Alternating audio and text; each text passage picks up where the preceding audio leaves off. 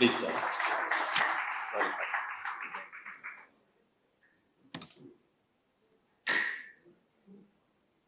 సభకు నమస్కారం.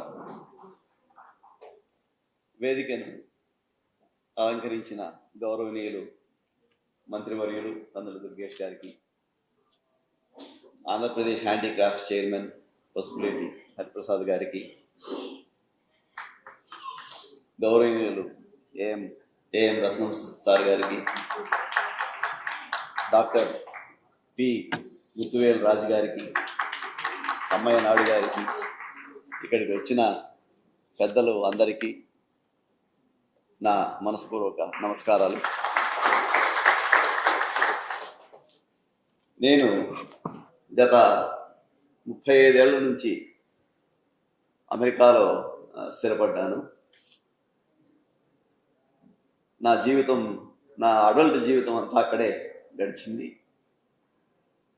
అయినా కూడా ఇలాంటి సభకు రావడం, దీంట్లో పాల్గొనడం అనేది నాకు చాలా సంతోషంగా ఉంది. I'm very happy. ముఖ్యంగా రత్నం సార్ గారు ఇలా ఇన్వైట్ చేయడం ఒక అదృష్టంగా కూడా భావిస్తున్నాను. ఒక కుటుంబ సభ్యులతో పాల్గొనడం అనేది ఎవరికైనా సంతోషాన్ని ఇస్తుంది. So thank you very much. ఈ ఒక సంస్థకు నాంది పలుకుతున్నారు రత్నం గారు, తమ్మయ్య నాయుడు గారు. ఇక్కడ మీరందరూ కలిసి ఒక సంస్థకు నాంది పలికారు. ఏదైనా నాంది పలికినప్పుడు అంత తొందరగా ప్రజలు గుమికోడు. తమ్మయ్య నాయుడు గారి బాధ అర్థమైంది.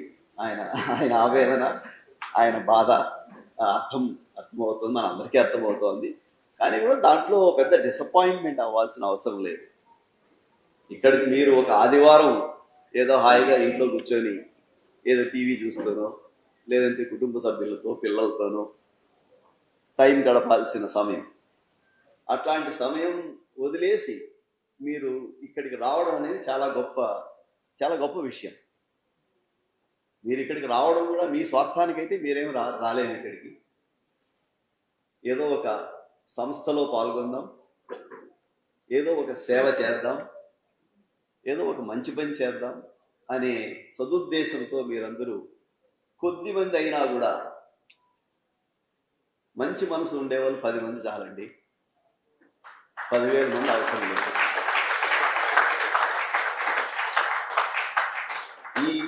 ఇక్కడికి వచ్చిన 10 మంది ఇంకొక నెల గడవనియండి, 100 మంది అవుతారు, 100 మంది 1000 అవుతారు, 1000 అనేది 10,000 మంది 1,00,000 అవుతారు. ఒకే ఒక ఉద్దేశం ఉండాలని, ఏదైనా మనము మంచి చేయాలి అంతే, దట్స్ ఇట్. మన భగవద్గీతలో కూడా చెప్తాడు శ్రీకృష్ణ భగవానుడు, నువ్వు ఏదైనా పని చేసేంత వరకే నీ కర్తవ్యం, దాని ఫలితాన్ని ఆశించొద్దు అంటాడు. ఫలితాన్ని ఎప్పుడైతే మనం ఆశిస్తామో అప్పుడు ఒక దుఃఖం అనేది మనలో వెంటనే స్టార్ట్ అవుతుంది. నేను ఇంత కష్టపడ్డా, నేను ఇంత చేసినా నాకేమొస్తుంది అని ఎప్పుడైతే ఆలోచన బయలుదేరుతుందో అప్పుడు స్వార్థం అనేది బయలుదేరుతుంది. అప్పుడు ఒక విధమైన దుఃఖం కానీ, ఒక విధమైన డెస్పరేషన్ కానీ, మనసు అల్లజడిగా ఉంటుంది. కానీ నాకు ఏది అవసరం లేదు, నేను చేయాల్సింది నేను చేస్తున్నా, ఒక మంచి పనిలో పాల్గొంటున్నా అని ఎప్పుడైతే ఒక మనిషి అనుకుంటాడో దాని సంతృప్తే వేరు, దాని విధానమే వేరు. ఆ మనశ్శాంతి అనేది, అది ఇచ్చే మనశ్శాంతి అనేది అది వేరే లెవెల్లో ఉంటుంది. కాబట్టి మనము ఇక్కడ గుమికూడిన ఈ 10 మంది ఒక మంచి ఉద్దేశాన్ని అలాగే గుండెల్లో దాచుకొని, మంచి చేయాలి అనే ఉద్దేశాన్ని గుండెల్లో పెట్టుకుని ముందు అడుగు వేయాలని మనం అందరం వచ్చాం. ఈ సభలో పాల్గొనడం నాకు చాలా సంతోషంగా ఉంది.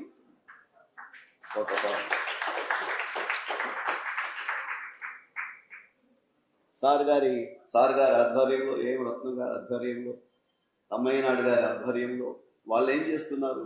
ఎన్నో సంఘాలు ఉన్నాయి ఈ కులంలో. అసలు కులములోనే ఎన్ని పేర్లు ఉన్నాయి? 100 పేర్లు ఉన్నాయి. ఒక్కొక్క ప్రాంతంలో ఒక్కొక్క పేరు ఉంది. That's okay. ఆ సోషల్ స్ట్రక్చర్ని బట్టి, అక్కడ ఉన్న పరిస్థితులను బట్టి రకరకాల పేర్లు ఉన్నాయి. కరెక్టే. కానీ అందరూ ఒక కుటుంబానికి సంబంధించిన వాళ్ళే. నేను Prime9 ఛానల్ ఒక 2 ఏళ్లుగా తెలుగులో అనుకోండి Prime9 టీవీ ఛానల్ రన్ చేస్తాను. మా ముఖ్య ఉద్దేశం Prime9 టీవీ ఛానల్ ముఖ్య ఉద్దేశం ఏమంటే అణగారబడిన వర్గాలకు న్యాయం చేయాలి అనేది ఒకే ఒక ఉద్దేశం. అది ఏ కులం అన్నా కానివ్వండి, మేము ఫలానా కులం అని మేము పెట్టుకోలేదు. Disadvantaged people in the society, అణగార్చబడిన ప్రజలు, రాజకీయ అవకాశము లేని ప్రజలు, వీళ్ళకి సహాయం చేయాలి అని ఒక ఉద్దేశం పెట్టుకున్నాం. దాంట్లో మొట్టమొదట ఎవరికి అవకాశాలు రావడం లేదు? ఈ కాపు, బలిజ, రకరకాల తెలగ, మీరు ఎన్ని పేర్లు వాడినా కూడా ఆంధ్రప్రదేశ్లో ఇప్పుడు దాదాపు 25 to 30% ఆఫ్ ద పాపులేషన్ కాపు, బలిజకు సంబంధించిన పాపులేషన్. కానీ కాపు, బలిజ అని మాట్లాడడానికి అందరూ సంశయిస్తారు. సంశయించాల్సిన అవసరం లేదు. ఇప్పుడు బీసీలు సంశయిస్తున్నారా? ఇప్పుడు బీసీలు ఎంతమంది ఉన్నారు? చాకలి బీసీనే, మంగళవాడు బీసీనే, ఇట్లా ఎంతోమంది ఒక బీసీ అని ఒక పేరును పెట్టుకుని అందరూ ఒక అంబ్రెల్లా కింద పోరాడతారు. మరి ఈ కాపు, బలిజ, తెలగ, ఇంకా 10 పేర్లు ఇంకా వాడచ్చు అనుకోండి, అందరూ ఒకటే కుటుంబానికి వస్తారు. మరి వాళ్ళు ఎందుకు పోరాడటం లేదు? డిసడ్వాంటేజ్గా లేరా? ఇప్పుడు రండి, ఇప్పుడు నేను ఒక చిన్న పల్లె ప్రాంతం నుంచి వచ్చిన వాడిని. తిరుపతి దగ్గర మదనపల్లికి 40 కిలోమీటర్ల దూరంలో ఒక చిన్న పల్లె మాది. అంతా చూస్తే ఎంత ఉంటాయి? 30-40 ఇళ్ళు ఉంటాయి మా ఊర్లో. మా చుట్టుపక్కల పల్లెలు దాదాపు 100 కొద్ది పల్లెలు ఉన్నాయి. ఈ పల్లెల్లో నేను కళ్ళారా చూశాను. పిల్లలు చదివించుకోవడానికి అవకాశాలు లేవు, ఇల్లు గడవడం కష్టం, ఫైనాన్షియల్గా దెబ్బతిన్నారు. ఎందుకంటే ముఖ్యంగా నేను రాయలసీమ ప్రాంతం నుంచి వచ్చిన వాడిని. అక్కడ మాకు నీటి సౌకర్యం అనేది లేదు. ఇట్లాంటి ఎంతోమంది ఎన్నో పల్లెల్లో, ముఖ్యంగా ఈ సామాజిక వర్గానికి, మన సామాజిక వర్గానికి చాలా కష్టాలు పడుతున్నారు. కానీ వారి గురించి ఫైట్ చేసేవాళ్ళు ఎవరు లేరు. సో ఈ సామాజిక వర్గం అణగార్చబడిన కేటగిరీలోకి చెందుతుంది. సో Prime9 ఛానల్ మా ఉద్దేశం ఏంటి? అణగార్చబడిన వర్గాలకు న్యాయం చేయడం. కాబట్టి అన్ని వర్గాలకు కోసం పోరాడుతున్నాం. ముఖ్యంగా ఈ సామాజిక వర్గానికి ఒక ప్రత్యేక దృష్టి పెట్టి ఛానల్ ద్వారా గవర్నమెంట్ వారికి తెలియజేయడం, గవర్నమెంట్ అథారిటీస్కు తెలియజేయడం, ఇవన్నీ కూడా వెలుగులోకి తెస్తున్నాం. ఇలా చేయడం నాకెంతో సంతృప్తినిస్తుంది. నేనేదో మంచి చేస్తున్నాను అనే ఒక సంతృప్తి ఇస్తోంది. సో ముఖ్యంగా ఈ కార్యక్రమానికి రావడానికి కూడా కారణం, ఒక 10 మంది ఒక మంచి కోసం ఒక గుమిగూడుతున్నారు. ఈ కార్యక్రమంలో మనం తప్పకుండా పాల్గొనాలి అని అన్నీ వదులుకొని ఇక్కడికి రావడం జరిగింది. సో చాలా సంతోషంగా ఉంది ఇక్కడ పాల్గొనడం.